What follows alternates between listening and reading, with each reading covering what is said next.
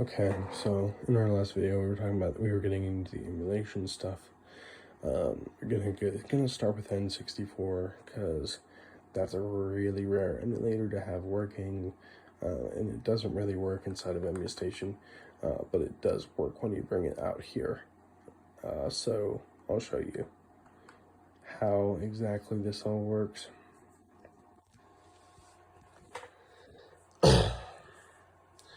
This is taking a lot longer than I thought it would have, but I guess there's a lot of information to cover. Now, granted, this is going to take about 1 minute to 2.5 to like a minute and a half to load. So just be patient. It will load eventually. You move this by taking at least the XBE, but probably the whole folder of the emulator from XBMC when you install it via the URL downloader. You can move the file in a file manager and move it to like the section of the dashboard that has this, and then it will actually boot the game. It will actually boot this menu and let you access the games. So let's just find something. Some of these games work, some don't, but, let's just do Command and Conquer. Then you hit A, it brings up this thing. This is actually one of the cooler, like, front ends for the emulators for the N64. I think it's pretty sweet compared to some of the other front ends for other emulators on the console. But then it comes up, boom, Nintendo 64, just as you would expect. Comes up with this jazz. Press start. So sometimes that's, different commands, different buttons are different things on different consoles, and obviously it's mapped to an Xbox controller, so start could mean anything. I'm going to try A, see if that works. It did not. Let's hit the start button. Start button worked. Okay, D-pad works, and the joystick works. So we'll just hit new game. But as you can see, everything looks good. So I'll just hit A for this. Continue campaign. The A button on the Xbox is working normally as the A button should. as it would be a B. I think the B button on an N64. Now this is a little weird. I don't necessarily know what's going on here, but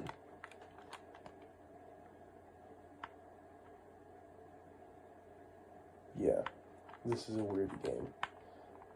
But it might be a bad ROM, honestly. But you just kind of have to try everything, see what you can do.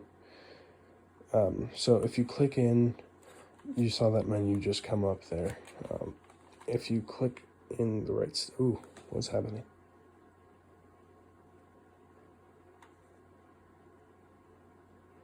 Okay, I think things are going well, maybe.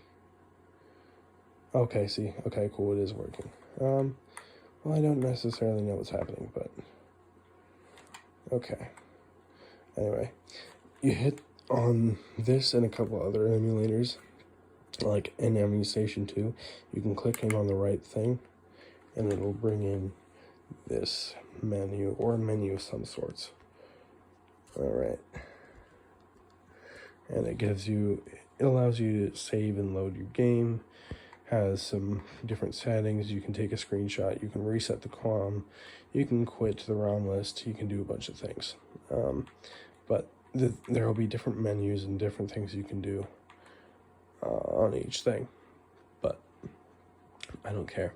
So I'm just gonna use our little handy shortcut here, and it takes us out back to our menu here. And I'll show you EmuStation, a couple of ROMs, and everything you can do with that. And yeah. Okay. Emulators. EmuStation. This is the gem of the entire thing, basically. So, yeah, pay attention. XBMC EmuStation. Okay. Alright. Let's try and be quick. So here it brings you to the favorites. You select the favorites by going into a system of some sort. I'll just pick the Atari 78,000. I know it's hard to see, but alright. It loads that, and you can hit, if you hit the white button or the window or the left bumper on the Xbox One controller, but the white button on this, you can just hit the white button. Brings this menu up, which you guys can't see. And there are a couple different options, like add current ROM to favorites, and that puts it over there. Jump to letter, pretty useful on the ones that are very long, lots of games on them. You can enable the artwork and stuff that you have to download. But yeah, you can jump to the letters, and that's cool. Yeah. So obviously, if you hit X, it'll pick a random game. That's cool. This gives like descriptions of each game, so that's fun. I'm just gonna launch Mario on the Atari just to show you that it does work. Different ROMs and different systems have different like ways to launch the games, and that kind of determines how well like it works. Alright, so we're here. We can use the D-pad to control Mario, A button to jump. Let's hit the POW. Cool. This is hard playing one hand, but I think you guys get the point. Atari, this works, you know. I don't know if all the games are like this, like this visual quality. I hope not, but okay, I just died. Anyway, this is the menu you can bring up. Cheat has some cheats, different game utilities. This is where your saves and stuff and your recordings are and all that shit. So that's cool. So you just hit exit game, and it'll bring you all the way back to the main menu.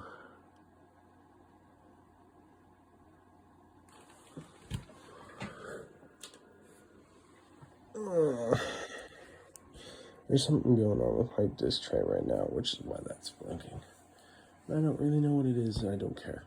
Anyway, unfortunately, you can't just exit to EmuStation. You have to go all the way back, which is really annoying sometimes.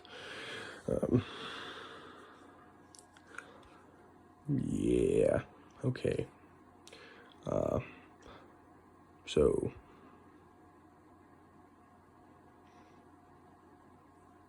I wish that would stop going crazy right now.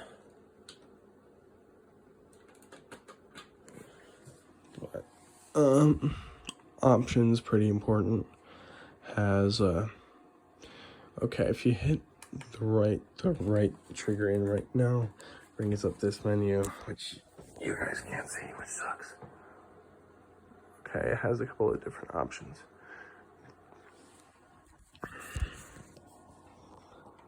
Alright. Options. Pretty important too. You can change the theme, audio, calibrate the screen, file manager, which is pretty good in EmuStation, but it accesses the whole system obviously. So yeah. You just hit B to exit that. Most important thing in here is the downloader. You go in here, you need to be connected to the internet to use this, but it has a lot of different things. This is where you install, like I'd say, 75% of the emulators that you can use. You do have to get some outside emulators to take full advantage of the list, but you know, whatever. Has some homebrew, some pretty cool games in here. And you just, like, there are some mods too, which is interesting. DLCs, yeah, cool. Dashboards, artwork for the different systems, yeah. But to use this, I'll pick a homebrew game. We'll just take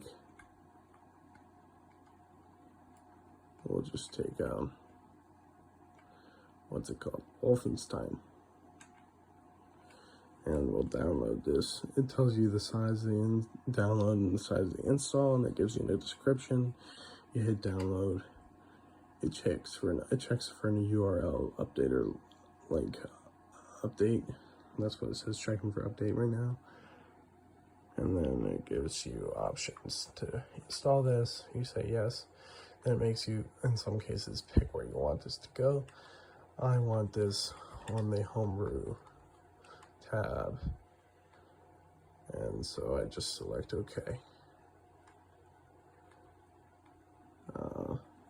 Or there we go.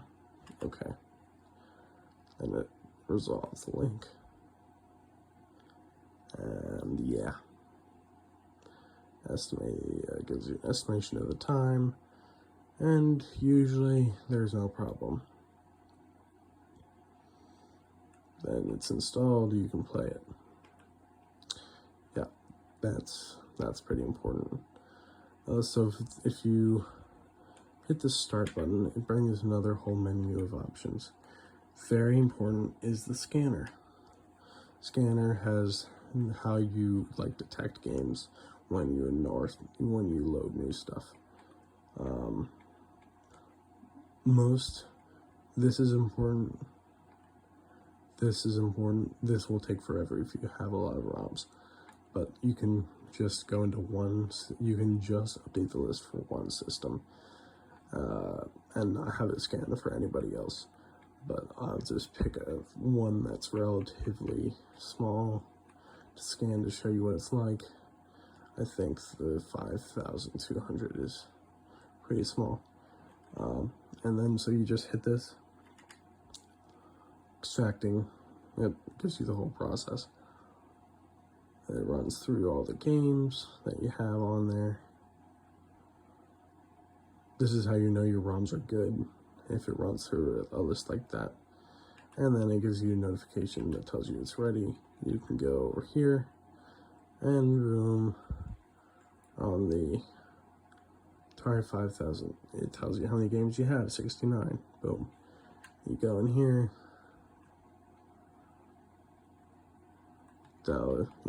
there's the games.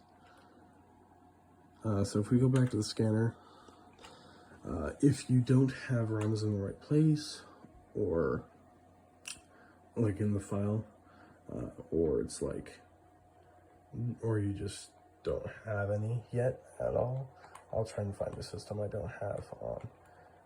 It'll tell you like you have the emulator installed, but you don't have any games for it. That's not it. Let's see. What's one?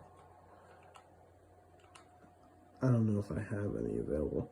Let's see.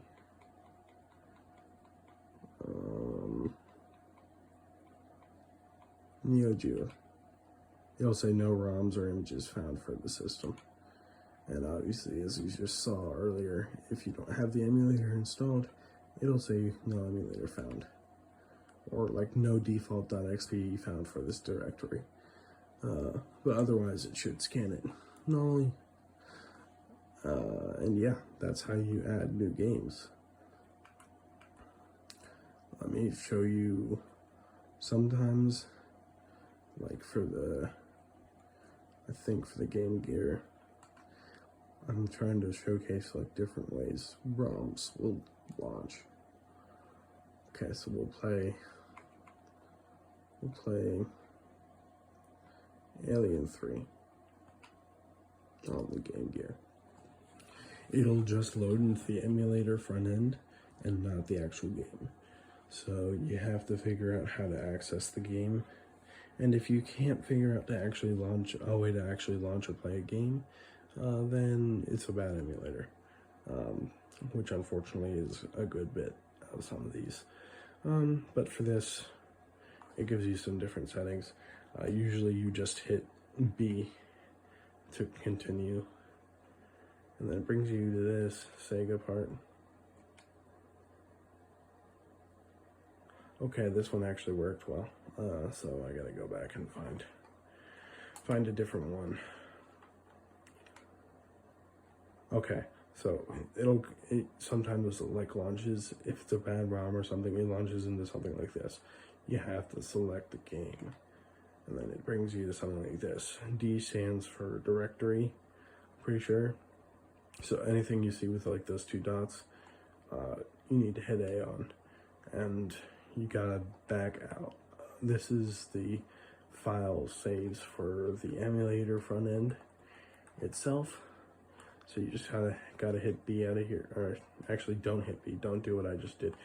You gotta go back to the top and find something like that little star to hit A on. I lied. Crap. Obviously I'm not too experienced with this particular one. But anyway, you have to find ways to get out of there and navigate. You have to know the structure of XBMC MU Station, like the file structure, to figure out like how to get there. And I don't actually know what we're doing right now. So we're gonna hit exit game. Okay, so alright, this is what you want. You want the star surrounded by the brackets, I'm pretty sure. Okay, and it actually loads some things here, but you don't want that. Go to D for directory. Yeah, you hit that D thing, and then you go to where your emulators, it's called, mine's on my F partition. You go into emulators, click on XBMC MU Station, and then I know my ROMs are in the MU Station folder, because you go down to ROMs, and then you find your system.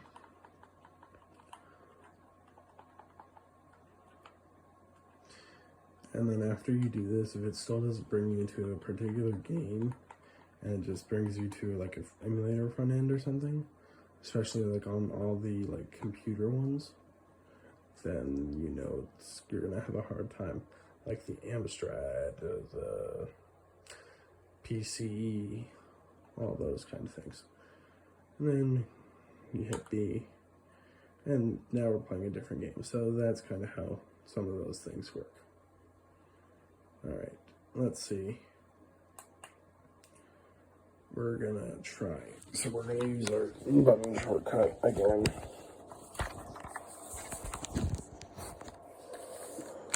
To get out of here. These videos are so long, dude. Holy cow. My phone's like dead.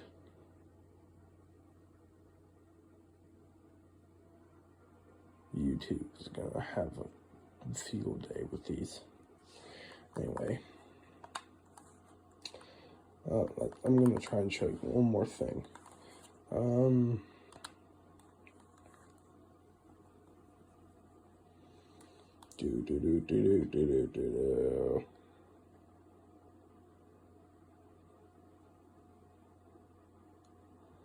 Yeah.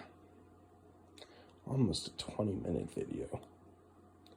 My God. Let's see, something bad. I'm pretty sure the Amstrad is bad, which is a sad shame because there's so many games on there. But I'll show you what this looks like. Let's see. 10th frame.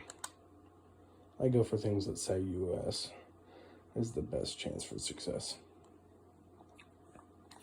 you have to fool around with different buttons on different emulators to figure out what you're doing and why things aren't working, and it's a mess. There's a lot of troubleshooting involved. See, and different systems have different disks and things, and I have not figured out how to like make certain things work. But whatever. Hit B. It brings you to something like this. And I have no idea how to continue. Okay, see, now when I start filming videos, now everything just seems to work. Okay, we're just not gonna say anything. Alright, I guess this game works now. Okay, well, I don't necessarily know how to play. Oh, it's because it's a keyboard game. Computer game sucks. You have to click down on the left stick. Brings up a keyboard and usually is like floating around it like this, and it's really annoying to use. There are different things, but if you know how to use a keyboard, sometimes maybe you'll have a good chance of it. It's not usually transparent like this, but it definitely is right now. So yeah, I try to avoid some of these, but oh, now it's moving around. That's just great. Okay, you hit B to get rid of the keyboard, and I'm just gonna exit because I don't know what I'm doing. Oh, and it brings you back to this front end thing. I'm just gonna return to launcher.